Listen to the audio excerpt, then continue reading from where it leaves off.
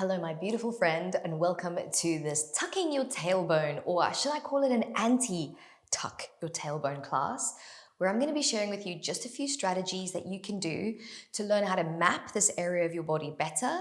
Because maybe you've been using the tuck your tailbone strategy because you have some type of back pain, or maybe you think that it's a healthier version for your future self. Well, either way, tucking your tailbone all the time isn't the solution. It's important for us to learn how to map all movement possibilities within our pelvis. And it's important for us to understand that we shouldn't be in a fixed, consciously different shape in our body throughout the day because it's not natural. And that's going to carry with it some consequences if we're constantly having to revisit a different shape than what we're living in. So let's begin. And just before we start, if you are enjoying the content that we're sharing, it'll mean the world to me and to Hannah if you could hit that subscribe button. And if any of the little moves that we practice today make you feel especially amazing, then please do make sure to hit that like button. Let's stand and let's begin by getting our hands on our pelvis and just gaining a sense of where our pelvis is in space. Does it stick out a lot? Does it tuck under? Your natural shape, there's nothing wrong with it. It's nothing to fear, but it's just important to notice, how does that affect your breathing? Are you able to breathe smoothly? Does your belly expand naturally, or is there any rigidity? And are you able to just feel good in your body? Now, you're going to put like a little micro bend in your knees, and we're just going to explore what I call pelvic tick-tocks. So you're going to tuck the tailbone, pubic bone going forward, and then tailbone's going to go back. It's tempting to move the rib cage, but you're actually going to keep your hands on your ribs now, just checking your ribs are not involved in this movement at all, but you're just getting that lovely smooth motion of the pelvis going forward and back. And the idea is that we're training our pelvis to be used to every movement possibility. And you might find, if you've either been tucking a lot or you're living in a certain shape all the time without exploring all the variables, that this movement's a little bit shaky, like a little earthquake going on in your pelvis. And you're just going to work on each repetition, smoothing the movement out a little bit more so that it feels really comfortable in your body. And that little shakiness just simply means that we've got a reduced neural mapping. The map in your brain of this movement's a little bit fuzzy, so it's trying to figure out where you are in space, so it creates that little earthquake. We just want to keep the pelvis moving smoothly through all its variables. Fantastic. This is your last one. So this is your pelvic tick-tocks. Now what we're going to do is like a little salsa move. So what I want you to do is bring your feet a little bit closer together. Bend your right knee, but let the left hip dip upwards. And then you're going to change it to the other side. So I'm using my hands to kind of illustrate where my hip bone is going. This pointy one at the front, it's going up a little higher as this knee bends, and then I'm switching it. And again, instead of letting your ribs get involved, use your hands. Check that the ribs are steady, and instead it's just the pelvis doing this little side-to-side action. Good. How does that feel? It can be quite tricky, so if you're finding this difficult, you're not alone. A lot of people, when they first start doing this, smoke comes out of their ears and they just can't figure it out. So you're not alone. Whatever you're doing now, trust, even if it's not perfect, it's improving the map in your brain of the pelvis, of where it is, and it's helping to give it a more natural, healthy position to live in when you're at rest. Okay, and maybe after a few repetitions, it gets a little bit easier, so you can maybe speed it up, or you can try it with feet together, or potentially feet apart. And hopefully also what you're noticing is that this is mimicking walking. Thing that we do more than anything else, apart from blinking and breathing, is our walking. Our walking is so important for your health. So we want to be able to do it well. We want to be able to handle pelvic movements and it not be a big deal for us. It doesn't affect our knees. It doesn't affect our lower back. We can handle a little pelvic motion, no problem. Okay, pausing there now. We're going to go back to the pelvic tick-tocks, but we are going to add in a little bit of that side motion that you just practiced by creating a pelvic circle. So bending the knees is a super helpful place to begin. Imagine the four corners of a box, one in front, one to the side, one behind, and finishing on the other side. And our pelvis is going to touch each four corners of the box in a slow motion movement. Bend your knees, tuck your tailbone, get your pubic bone to touch the front corner. And then bending through your left knee, get your right hip to touch the right corner of your box. Bending through both knees, get your tailbone to touch the back corner of your box.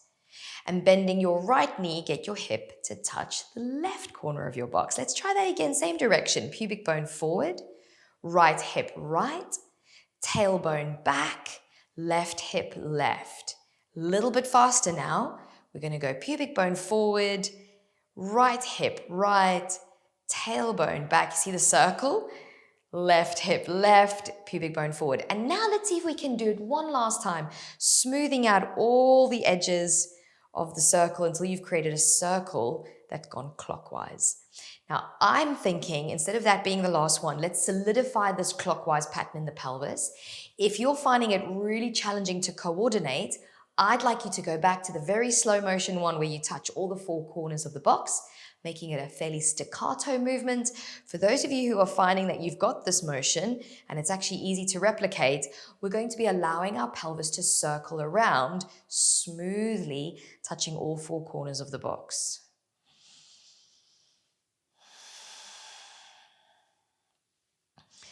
And hopefully along the way, you're like, oh yeah, I'm a little bit shaky in this movement as well, which means the map in your brain of this movement needs to be sharpened up. And the way you do that is by doing the movement.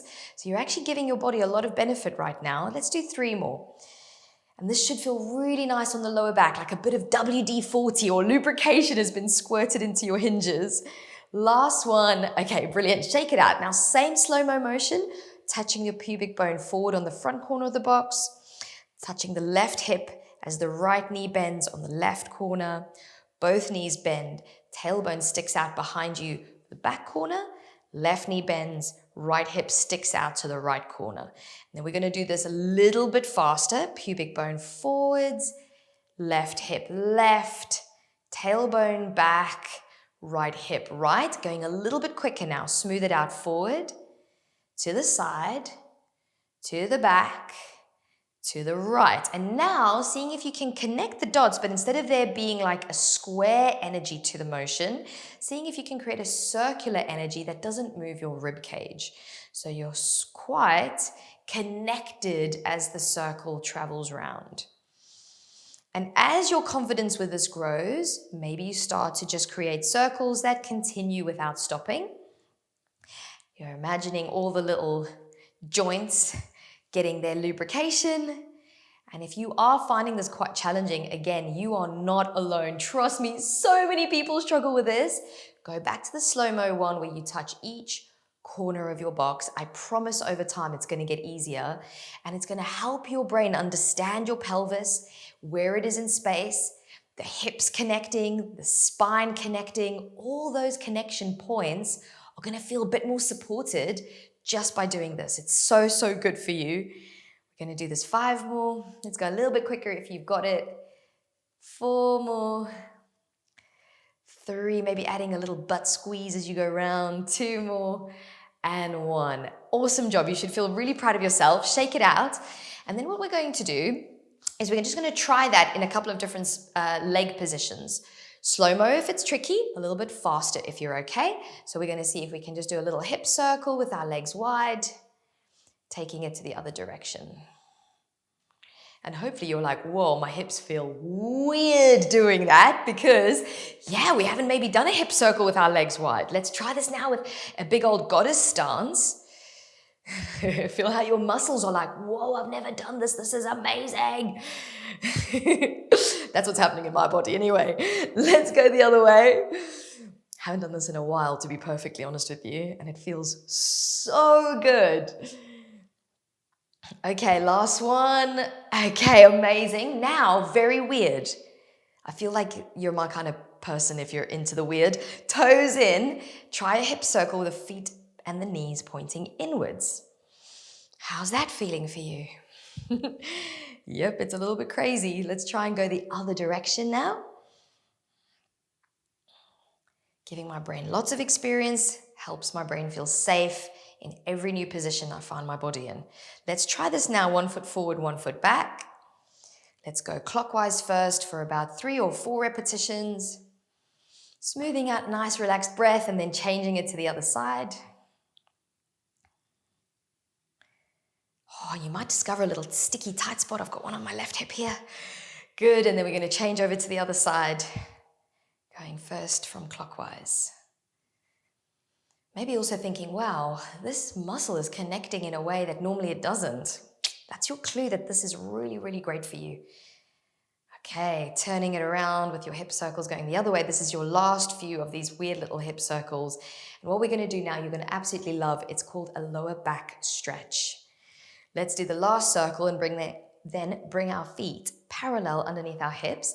Take your right hand, slide it down the outside of your leg towards the right knee, or maybe even beyond it a little bit if you have the space. Now here, you're going to become very floppy with the left arm. It's just going to go across your chest. Notice that I haven't gone forward with my body, okay? It's just a little floppy arm. The idea is that we're pulling on all the diagonal structures across our lower back. Now, keeping that same energy through that lower back area, you're going to slowly edge around the front and then roll up into the middle. And we'll repeat that 3 more times going in the same direction. Right hand, slide it down the outside of your leg. Left arm clunks over the front of the body. Feel that lovely diagonal stretch across the lower back. There's a big muscle there called quadratus lumborum. Feel it stretching. Rotate back to the front and up. And then again, side. Take a slow breath in. Slow breath out as the arm goes across the chest. Feel that lovely diagonal energy. Keep a smoothness of your breath as you trace it round forwards and stand tall for the final one. Now, everyone that I do this with, they're like, oh my God, it feels amazing. And so if it feels amazing for you, let me know in the comments down below. Let's take a left hand now over to the outside of the knee. Wow, how does that feel? Nice. Let's bring the left arm across the chest. Notice how that feels. Good, and then slowly edge it round to the front. Good, I might have said left arm. Left hand goes down the outside of the leg. Right hand goes across the chest. Feel that diagonal energy across the right quadratus lumborum, the lat. Good, slowly bring it around to the front and up. We've only got 2 more of these. Let's connect our breathing. Inhale. Smooth out breath to go to the side. Relaxed inhale. Stay here as you exhale. Maintain that same sensation as you go across to the front and stand. And then this is your final one. Inhale. And take a moment just to think, wow, I'm so proud of myself for carving out this time to do something positive for my body, to learn something new, and to give myself a little bit of attention to feel good. Yeah, feeling nice, huh? Now, something that I didn't mention in the video that links to this one, all about the education part, is that we can actually train our lower back pelvis by training our thoracic spine.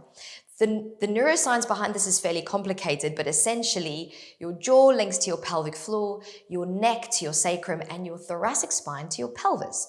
So we can connect the neck and the thoracic spine, and by doing that, we actually help the pelvic position and our lower back feel better. So let's begin with the thoracic spine. Now, what you're going to do again is choose a comfortable training stance. Maybe your hands sandwich your lower back to check that it's not working, and we're going to create a little cat-cow energy in our upper back.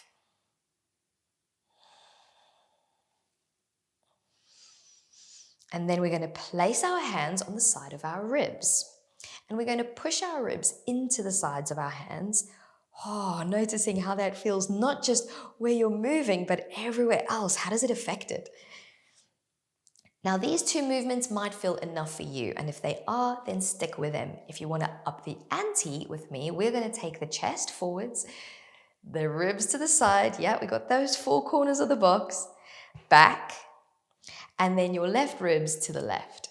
And we're going to see if we can smooth out that circle, taking the chest forward, the ribs to the right, the ribs to the back, and the ribs to the left. Coming forwards, side, back, side. Let's try that one more time. Oh, it should feel really nice. Even if the movement isn't perfect, it doesn't matter. It should just feel nice that you're moving.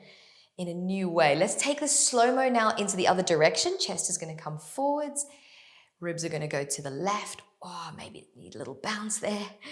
Keep breathing really deeply into your back. Feel it go backwards and all the space.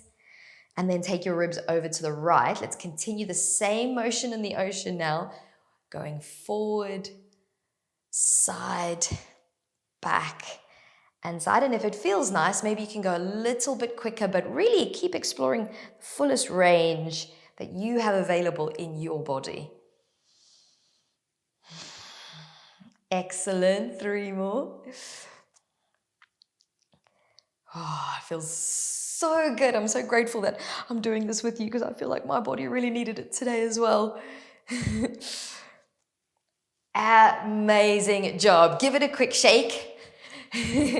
Now we're going to go onto the neck. This is the final part of the practice where our chin is going to drop down to the chest and we're going to slowly draw a line all the way up with the chin, staying as close towards the throat as possible before the head stacks. So the secret is to keep the chin, imagining it's going to touch the underside of your throat, which means it has to stay really, really close.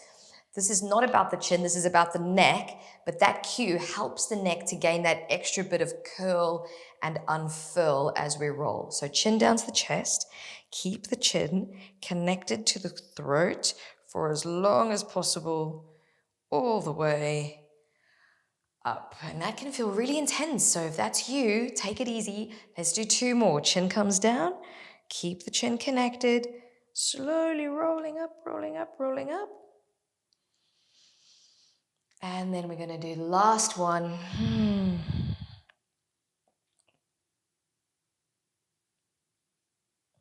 And we can also actually do these on a diagonal. So I'm going to face you. I'm going to turn my head a quarter turn to the right.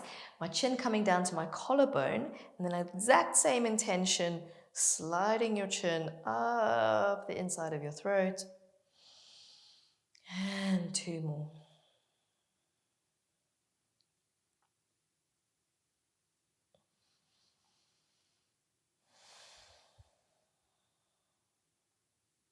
And we're going to turn our head a quarter turn to the left. Chin comes down to your chest as you slowly roll up. And right and left don't always feel the same. So if that's you, then notice which side maybe needs a little more attention and commit to, after we finish this together, just hanging out, doing a couple more reps for the side that needs it.